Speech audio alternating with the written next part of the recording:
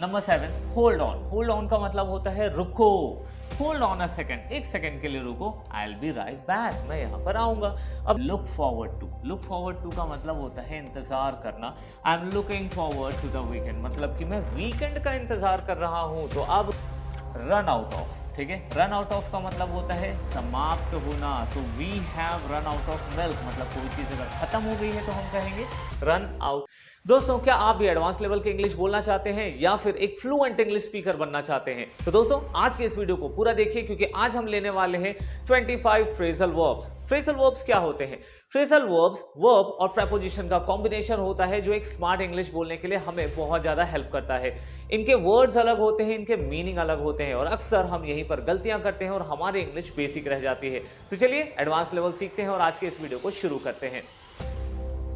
तो दोस्तों, सबसे पहला जो वर्ड है हमारे पास वो है कट डाउन, ठीक है। कट डाउन का मतलब होता है घटाना या फिर काटना। जैसे he is trying to cut down on sugar, मतलब कि वो शुगर को काटना नहीं चाहता है, वो शुगर को कम करना चाहता है, उसके इनटेक को घटाना चाहता है। या they need to cut down that old tree. अब कट डाउन का मतलब काटना भी होता है, कम करना भी होता है और काटना भी।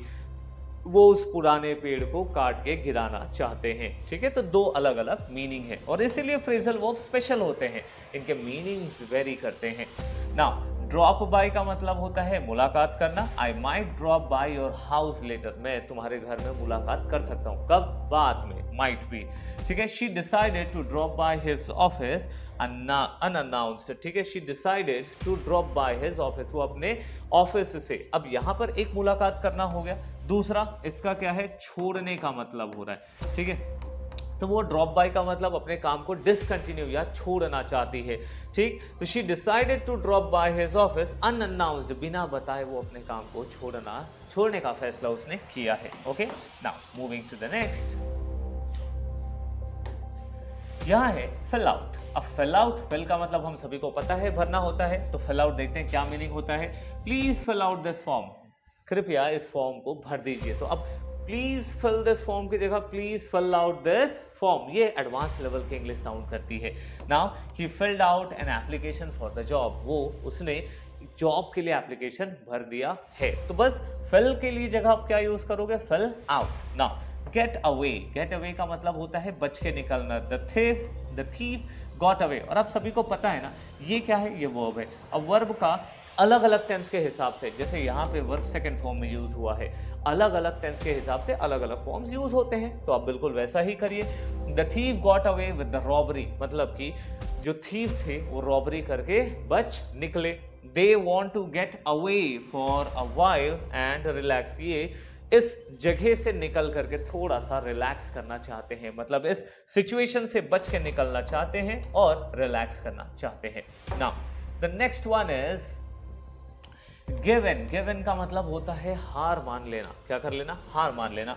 She finally given to his demands, मतलब कि वो अपने डिमांड्स पर हार मान लिया, मतलब उसने अभी तक अपने डिमांड्स रखे थे सामने, बट अब वो उनसे पीछे हट रहे हैं। Don't give in to peer pressure, मतलब कि पीयर प्रेशर में आपको हार नहीं मानना है किसी भी चीज के लिए। पीयर प्रेशर, पीयर का मतलब होता है दोस्त। सो दोस्तों के द्वारा जब दबाव बनाया जाता है कि चलो इसी कॉलेज में पढ़ना है, या फिर वो नशे वगैरह के लिए होता है ना कि फ्रेंड चलो ठीक है कोई नहीं ट्राई करो, वहां आपको हार नहीं मानना है, ठीक है। Okay, next is go through. Go through का मतलब होता है गुजरना, ठीक है। अब गो का सेकंड फॉर्म यूज हुआ है went. She went through a lot during crisis, मतलब कि जब मंदी छाई थी, जब क्राइसिस आई थी, तो उसने बहुत बुरे सिचुएशन से वो गुजरी थी, ठीक है। She went through a lot, मतलब उसने बहुत मुश्किल से गुजारा किया था।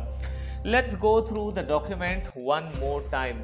अब यहाँ पे गुजरने का मतलब क्या हो रहा है कि एक बार डॉक्यूमेंट को ध्यान से पढ़ना। Let's go through the document one more time, एक बार डॉक्यूमेंट को फिर से ध्यान से पढ़ते हैं, ठीक है। तो अलग अलग मीनिंग है। एक गुजरना मतलब लिटरली कहीं पे पहुंचना, एक गुजरना मतलब कि एक नजर देखना अच्छे से, ठीक है। Now next is number 7, hold on. Hold on का मतलब होता है रुको। होल्ड ऑन अ सेकेंड, एक सेकेंड के लिए रुको। I will be right back, मैं यहाँ पर आऊंगा। अब नॉर्मल लोग होते तो क्या बोलते? वेट अ सेकेंड, एक सेकेंड के लिए वेट करो, I will be right back. उसकी जगह कहो hold on a second, I will be right back. Hold on tight, this ride is going to be fast. अब होल्ड ऑन का मतलब होता है पकड़ना, ठीक है, होल्ड का मतलब भी पकड़ना होता है, ठीक है। तो होल्ड ऑन टाइट मतलब ध्यान से कस के पकड़ो। This ride is going to be fast, ये जो राइड है वो बहुत फास्ट होने वाली है। फिर है कीप अप। कीप अप का मतलब होता है जारी रखना। Keep up the good work मतलब कि अच्छे काम को जारी रखो। He could keep up with the fast pace मतलब वो बहुत स्पीड को भी मेंटेन कर पाया, ठीक है, उसने अपने बहुत जो स्पीड है उसको भी जारी रखा। क्लियर? चलिए आगे बढ़ते हैं, देखते हैं कुछ मजेदार phrasal verbs. Now next is look forward to. Look forward to का मतलब होता है इंतजार करना। I am looking forward to the weekend मतलब कि मैं वीकेंड का इंतजार कर रहा हूं। तो अब वेटिंग वर्ड को छोड़ो, I am waiting for the weekend का नहीं, I am looking forward to the weekend या she looks forward to meeting you, ठीक है, वो क्या कर रहा है, वो तुमसे मिलने का इंतजार कर रहा है, ठीक है।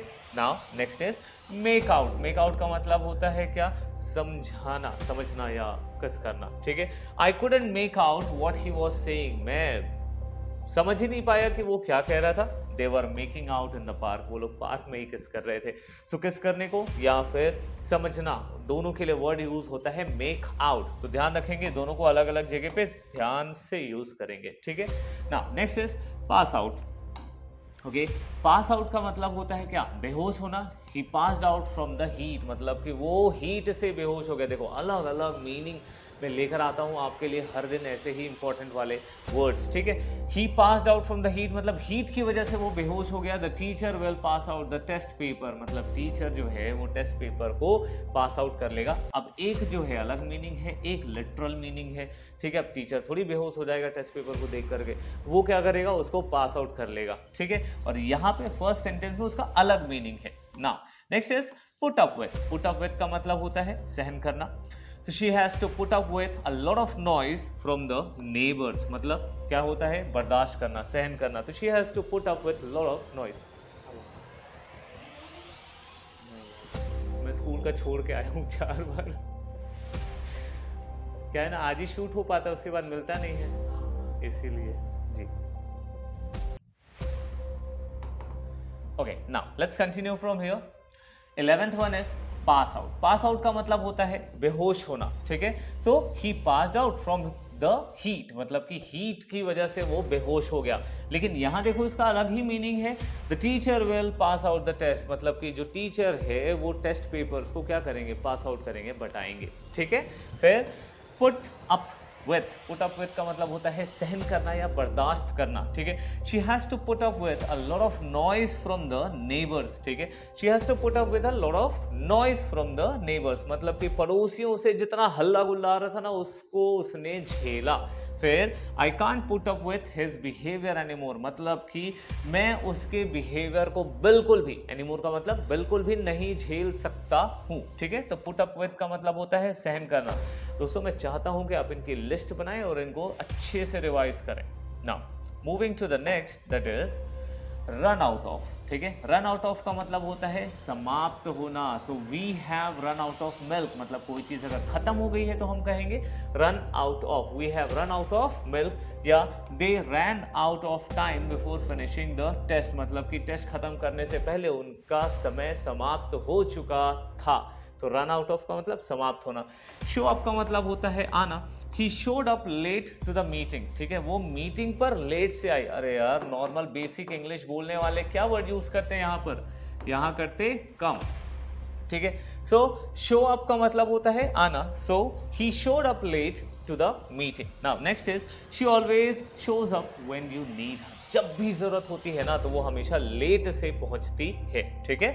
Now moving to the next point that is number 15 take over. Take over का मतलब होता है अधिग्रहण करना मतलब कि उसको ले लेना। जैसे बिजनेस वगैरह होता है, अगर उसको आपने किसी दूसरे का बिजनेस ले लिया तो अधिग्रहण कर लिया। She will take over the project from here, ठीक है। हियर की जगह मुझे होना चाहिए हर होना चाहिए, ठीक है। तो she will take over the project from her, मतलब कि वो उससे प्रोजेक्ट को अधिग्रहण कर लिया, मतलब इस प्रोजेक्ट को कोई और कर रहा था, उसको किसी और ने ले लिया। The company was taken over by a large firm, मतलब उस कंपनी को किसी दूसरे बड़े कंपनी ने टेक ओवर कर लिया। तो अगर आप भी किसी काम को दूसरे से ले रहे हो तो टेक ओवर कर रहे हो, ठीक है। फिर टर्न अप, टर्न अप का मतलब होता है आना या फिर बढ़ाना। He turned up unexpectedly at the party, मतलब अचानक से वो पार्टी में आ गया। यहाँ पे भी टर्न अप का मतलब हो रहा है कम, ठीक है। फिर can U turn up the volume, यहाँ पे बढ़ाना, मतलब कि वॉल्यूम को क्या आप थोड़ा सा बढ़ाएंगे। Okay, now moving to the next point, that is work on. Work on का मतलब होता है काम करना। She is working on a new project, मतलब कि वो एक नई प्रोजेक्ट पर काम कर रही है। He needs to work on his attitude, उसको अपने एटीट्यूड में काम करना चाहिए, ठीक है, या उसकी जरूरत है।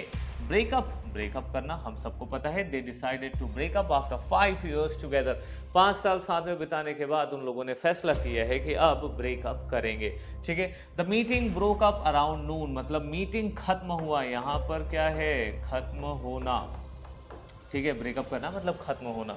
तो मीटिंग कब खत्म हुआ, नून में, दोपहर में, ठीक है। तो आप इसके लिए भी यूज कर सकते हैं, ठीक है। हमेशा जरूरी नहीं कि रिलेशन के लिए ही ब्रेकअप वर्ड यूज करें, ठीक है। Now the last slide, that is bring about. Bring about का मतलब होता है लाना, ठीक है। तो किसी चीज को जब आप लेकर आते हो, the new law brought about significant changes, जो नया नियम है वो कुछ मजेदार, कुछ इंपॉर्टेंट चेंजेस लेकर आया। Hard work can bring about success, hard work से ही सफलता लाई जा सकती है। सो ब्रिंग अबाउट का मतलब लाना। कम अलोंग, कम अलोंग का मतलब होता है साथ आना। Would you like to come along with us, क्या आप हमारे साथ आना चाहते हो। नॉर्मल इंग्लिश वाले होते तो क्या बोलते हैं, would you like to come with us, ठीक है। तो कम अलोंग थोड़ा अलग साउंड करता है, amazing. And a new opportunity came along and he took it, ठीक है। एक नया अपॉर्चुनिटी आया और उस अपॉर्चुनिटी को उसने ग्रैब कर लिया, ले लिया। तो दोस्तों उम्मीद करता हूं कि आज के इस 20 फ्रेजल वर्ब को आप अपने सेंटेंसेस में यूज करेंगे। इनके नोट्स बनाइए, इनकी प्रैक्टिस करिए, और हम अगले वीडियो में फिर कुछ नया सीखते हैं ताकि आप अपनी इंग्लिश को इंप्रूव कर पाओ, बेसिक लेवल की इंग्लिश को एडवांस लेवल तक लेकर जाओ। तो चलिए दोस्तों, मिलते हैं अपने अगले वीडियो में, तब तक के लिए गुड बाय, थैंक यू।